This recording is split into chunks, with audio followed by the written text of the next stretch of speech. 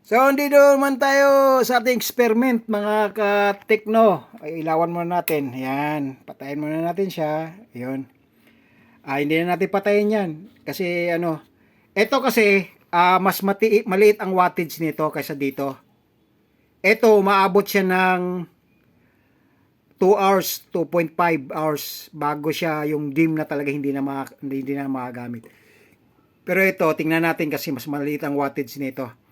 So yan, ginagamitan pa rin natin siya ng 18650 na full charge yan. Tapos may dimmer. Pero ito naka-full yan para malalaman natin kung ilang oras talaga. Tatagal tong gantong oras para syempre emergency light. Sasabihin ko sa para malaman nyo rin para pag gumawa kayo ng ganto, malaman nyo na kung ilang oras abutin. Yung nito, amperahe nito 1.2 amperes. Ito. Yan. So, update ko na lang kayo mamaya. Pag nag-lowbat na siya, idudugtong ko na lang yung video para sabihin sa inyo kung ilang oras inabot. Para kung sakaling yun nga, kung gagawa kayo ng mga gantong klaseng experiment, or kanang para may, syempre, para sa bahay nyo, 'di ba? Kung madalas mag-brown out diyan, at least may magamit kayo. Yan lang mga niya, no? Battery, controller, at saka ilaw. Pag walang controller, pwede nyo lang siguro diretso to, battery hanggang diretso kaagad, tapos lagyan nyo lang ng switch. Pero ang ginagadahan ng controller kasi, pwede mong i-dim ng konti, para mas lalong humaba pa yung tagal nung ilaw. Para, 'di ba? Alam mo naman, pag walang brownout, mahirap gumalaw. So, yan lang muna mga Lods. Update ko na lang kayo mamaya. So, maraming salamat. Bye-bye. Sige, mamaya na lang po. Hello mga katekno sa YouTube channel ko.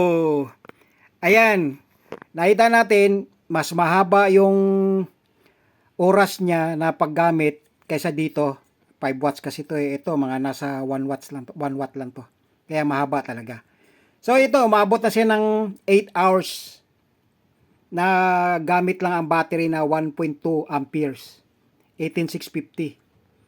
Ayan, tapos yung yung tawag na ito, controller niya, dimmer.